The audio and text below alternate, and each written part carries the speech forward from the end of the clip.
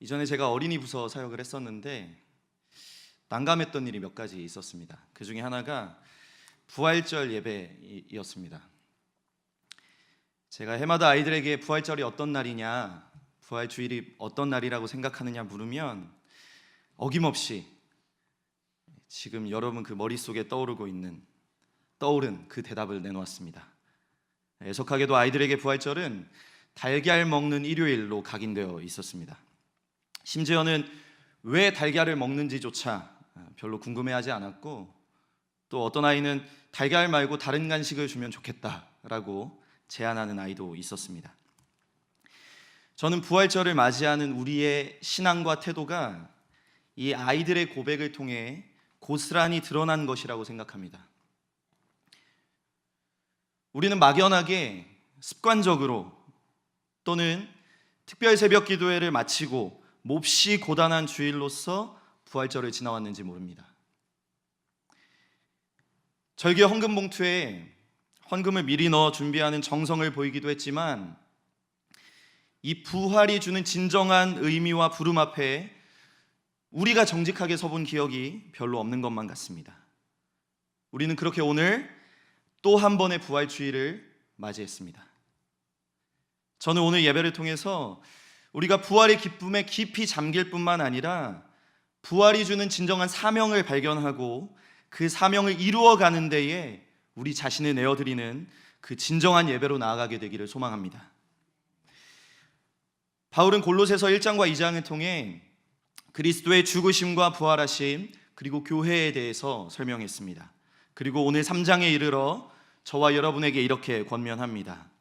그러므로 너희가 그리스도와 함께 다시 살리심을 받았으면 위의 것을 찾으라. 2절에도 유사한 어구로 반복해서 권면합니다. 위의 것을 생각하고 땅의 것을 생각하지 말라. 바울의 이 메시지는 우리가 부활 사건 이후에 어떠한 삶으로 부름받았는지 그것을 생각하게 합니다.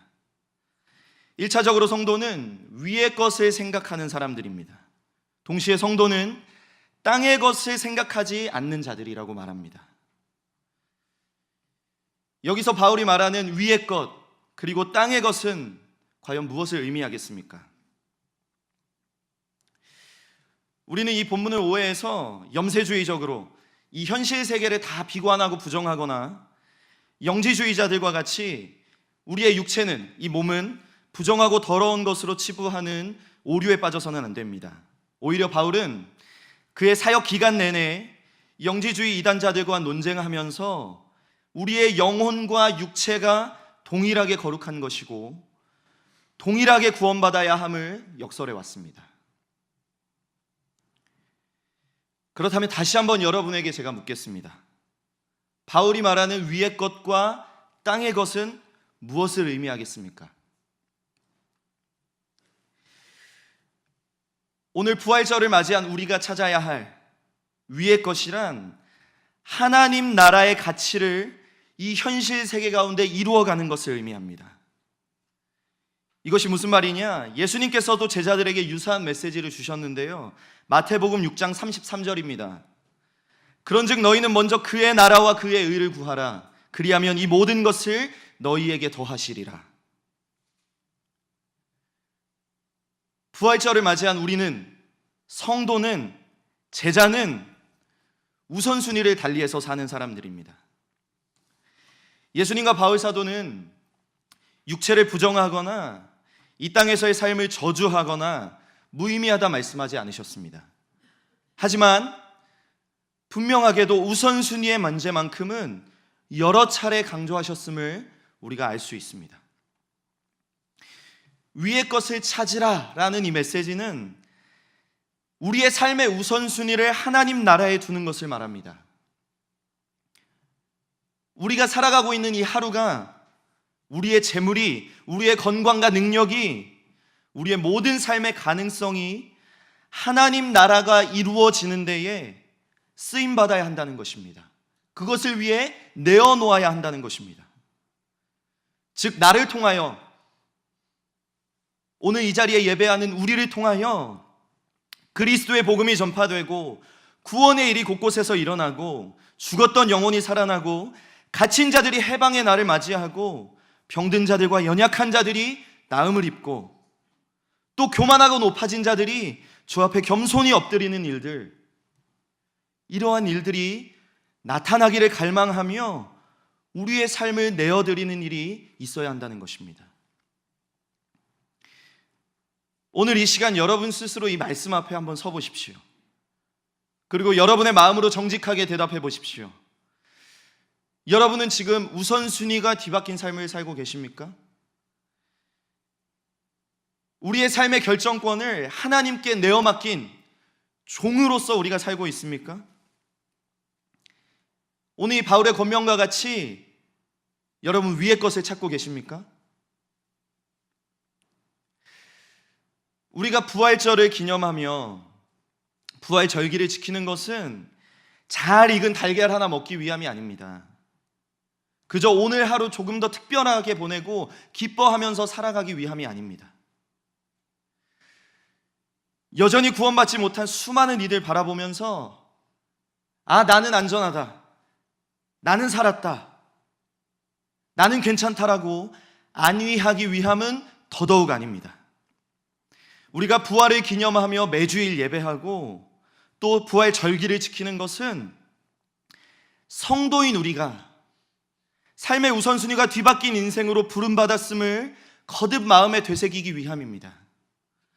하나님 나라가 확장되는 일에 우리의 삶을 드리기를 날마다 고백하기 위함입니다. 저는 오늘 그러한 고백과 확신이 이 예배를 통해 우리 안에서 일어나기를 주님의 이름으로 축원합니다. 이 바울 사도는 위의 것과 땅의 것을 아주 구체적인 언어로 우리에게 설명하고 있습니다. 먼저 우리가 땅의 것이 무엇인지를 다시 한번 살펴보겠습니다. 골로새서 3장 5절입니다. 그러므로 땅에 있는 지체를 죽이라. 곧 음란과 부정과 사욕, 악한 정욕과 탐심이니 탐심은 우상숭배다. 8절과 9절입니다. 이제는 너희가 이 모든 것을 벗어버리라. 곧 분함과 노여움과 악의와 비방과 부끄러운 말이다. 너희가 서로 거짓말을 하지 말라. 땅의 것을 대표하는 특징적인 죄는 세 가지입니다. 음행, 탐심, 그리고 거짓입니다.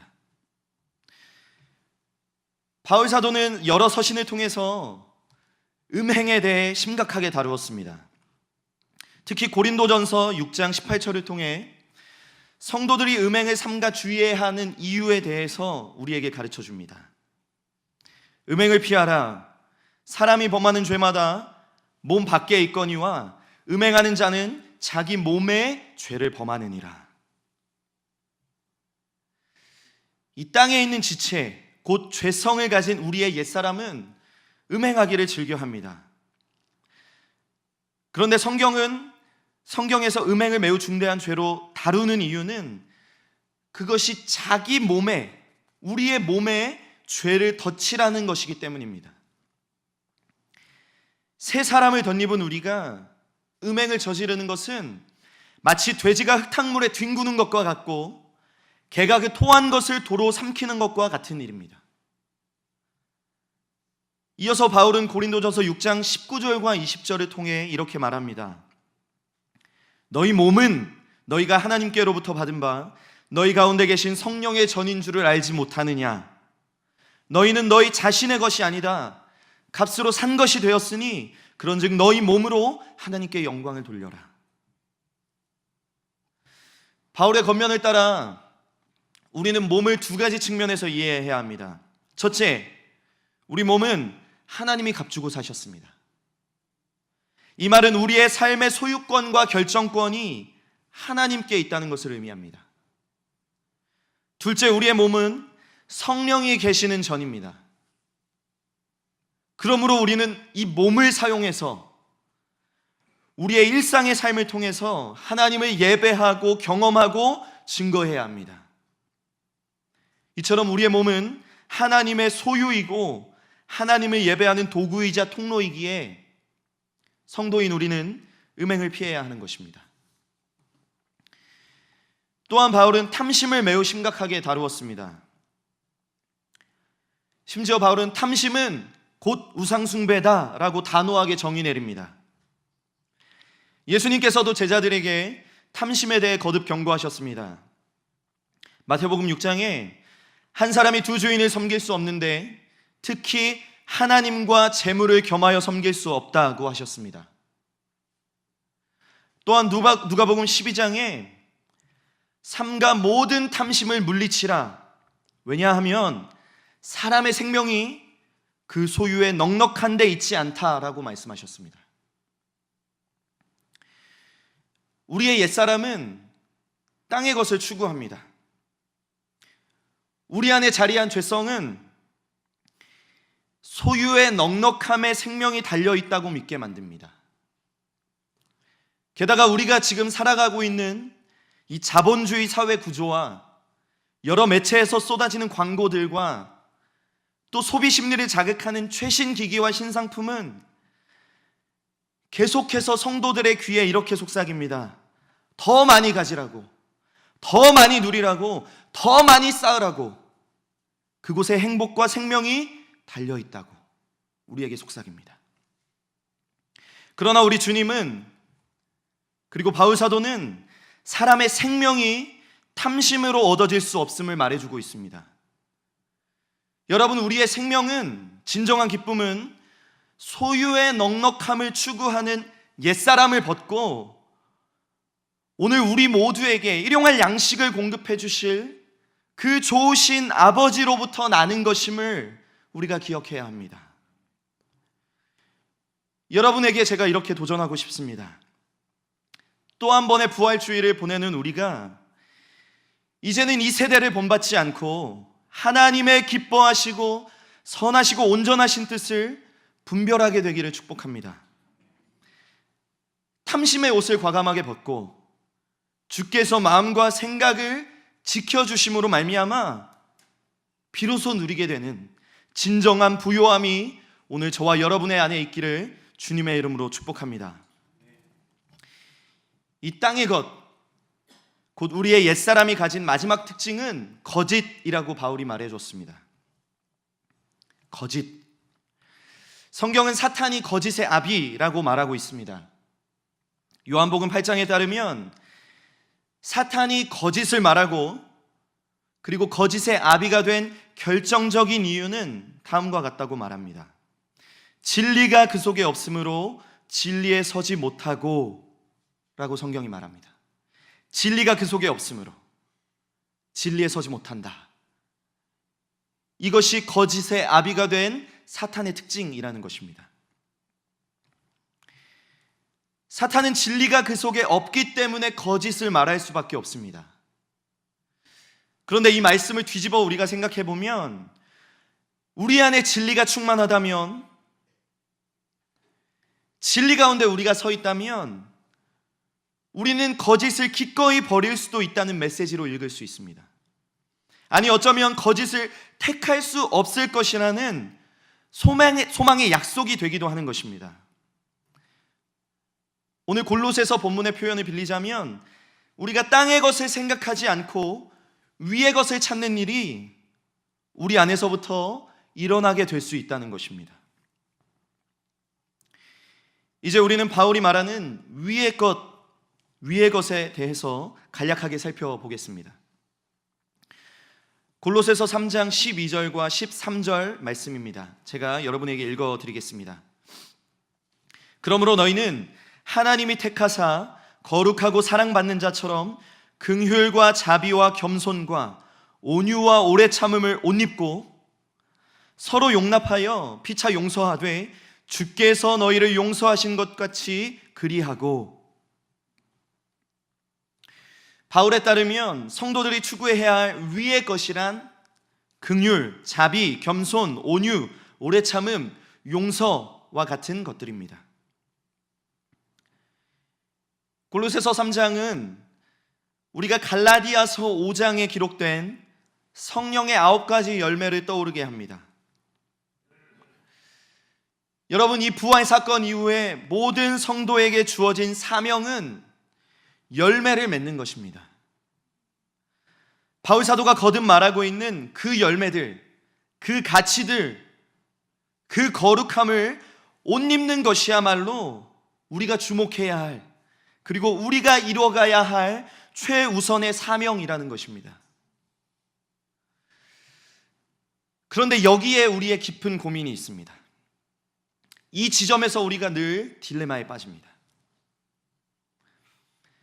분명 우리는 무엇이 선한 길인지, 어떠한 열매를 맺어야 하는지, 어떻게 살아야 하는지 충분히 이해하고 있습니다. 지나치게 많이 들어왔습니다. 그러나 결정적으로 그렇게 살 능력이 없음으로 인하여 우리가 자주 절망합니다. 그렇게 살아내지 못하는 우리의 하루를 바라보면서 실망합니다. 그런데 복음은 우리에게 과도한 짐을 지우고 우리를 자책하게 하는 어떠한 교훈이 아닙니다. 오히려 복음은 우리를 자유하게 하며 완전하게 하고 우리를 십자가의 승리 앞에 서도록 이끄시는 하나님의 능력이라고 성경이 말하고 있습니다. 지금부터 바울이 위의 것을 찾으라고 우리에게 권면하기에 앞서 전제하고 있는 내용에 주목해 보겠습니다.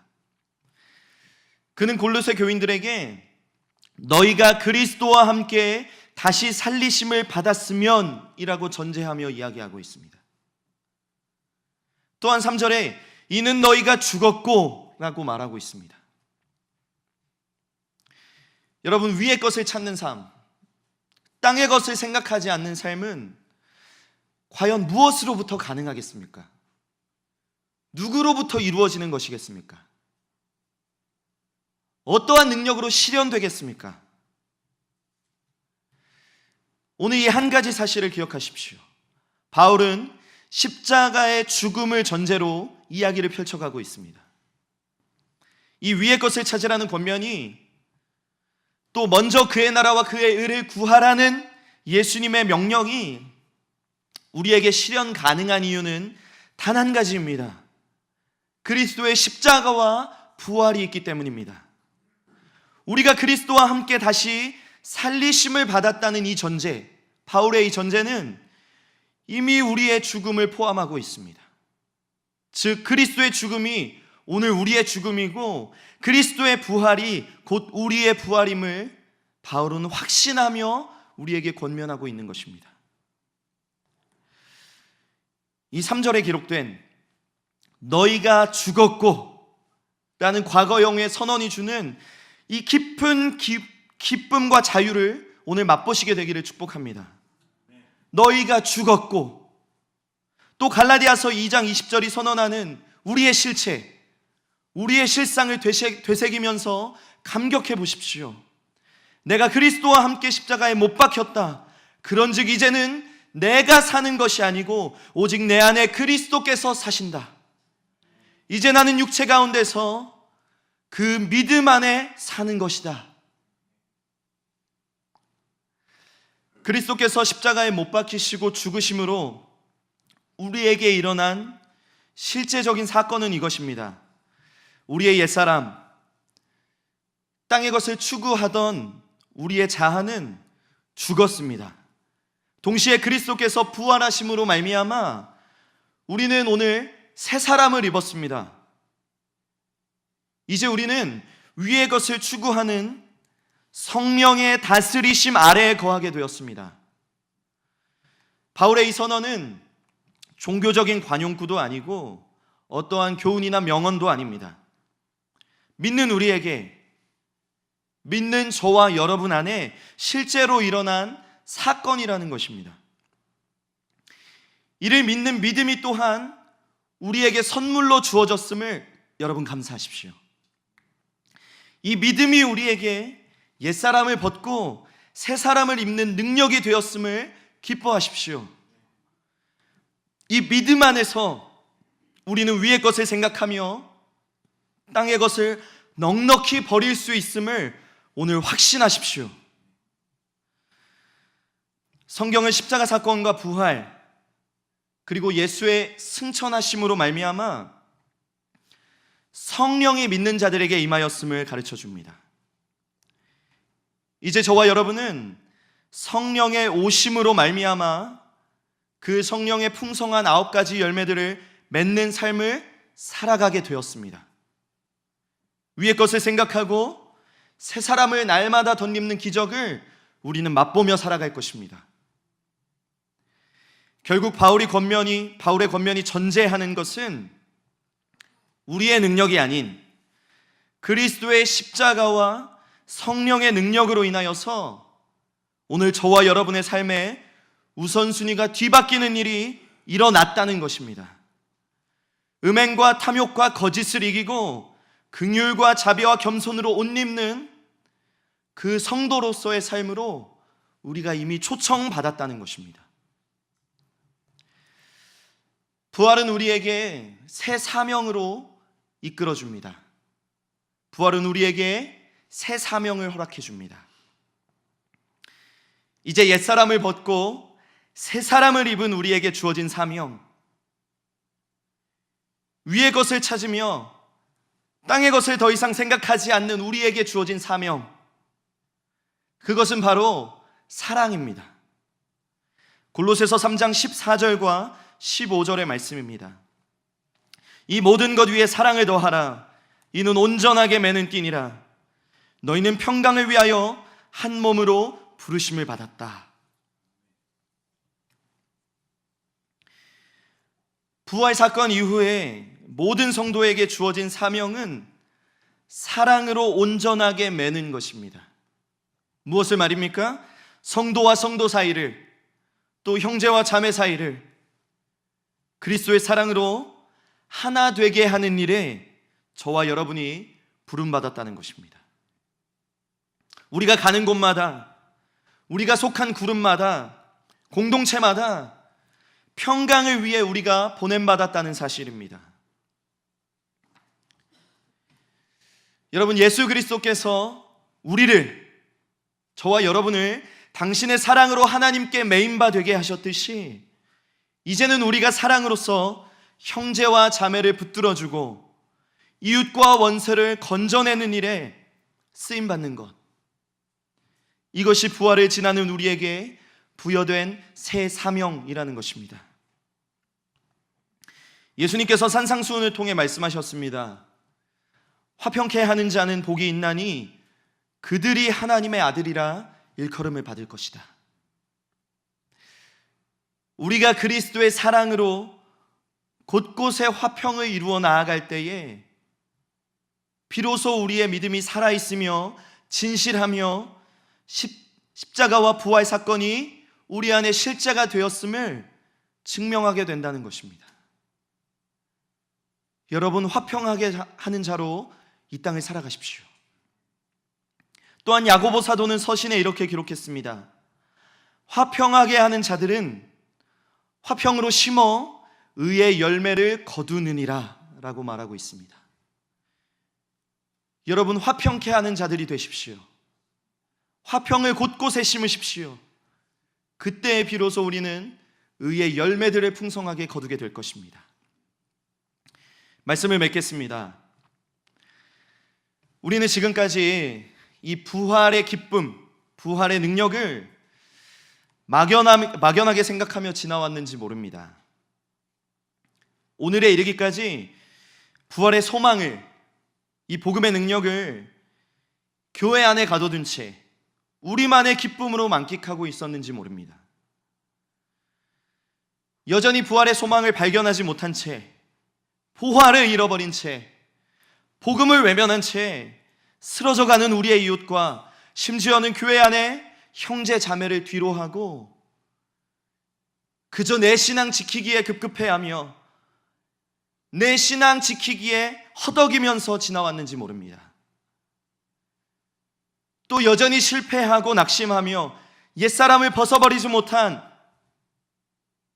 그러한 내 모습에 죄책하며 또 하루를 보내려 했는지 모릅니다. 그러나 오늘 부활을 기념하는 이 주일에 우리는 한 가지 진리를 믿음으로 담대하게 선언하고자 합니다. 우리는 그리스도와 함께 죽고 다시 살리심을 받았습니다. 그러므로 우리는 이제 위의 것을 찾으며 하나님 나라를 살아가는 성도가 되었습니다. 옛사람을 벗어버리는 일이 더 이상 아쉽지 않고 두렵지 않게 되었습니다. 오직 우리를 사랑하셔서 죽으시고 부활하신 그 그리스도의 사랑을 힘입어 오늘 새 사명으로 나아가십시오. 여러분의 삶 위에 하나님의 풍성하신 사랑을 더하고 여러분이 속한 공동체를 사랑으로 묶어 나아가십시오. 그리스도의 평강이 음행과 탐심과 거짓을 이기고 또 그리스도의 사랑이 온 땅에 충만하기까지 복음의 편지로 살아가십시오. 그리스도의 향기가 되어 퍼져나가십시오. 이 땅의 소금과 빛으로 존재하십시오. 이제 부활의 감격을 지나 새 사명 앞에 담대히 서서 사랑의 열매를 풍성하게 맺으며 살아가는 저와 여러분의 남은 인생 여정이 되기를 주님의 이름으로 간절히 축원합니다. 우리 이 시간 오늘의 말씀을 기억하면서 함께 이 찬양을 고백하기 원합니다. 우리의 산 소망이 되시는 그리스도, 그분의 부활, 그것은 더 이상 우리 안에서 소비되며 머무를 수 없습니다. 우리만 부활의 능력을 맛보면서 살아갈 수 없습니다. 오늘도 여전히 세상의 모든 민족과 모든 영혼이 구원을 얻기까지 여전히 쉬지 않고 일하시는 하나님, 여전히 구원의 일을 이루어 가시는 하나님, 사랑으로 온전히 매기를 소망하시는 그 하나님, 그 하나님과 함께 이제 우리가 주님의 손과 발이 되기를 결단하며 찬양하겠습니다. 이 물이 바다를 덮음같이 여호와의 영광과 부활의 소망과 사랑이 온 세상에 가득하기를 간절히 기도하는 마음으로 우리가 함께 찬양하겠습니다.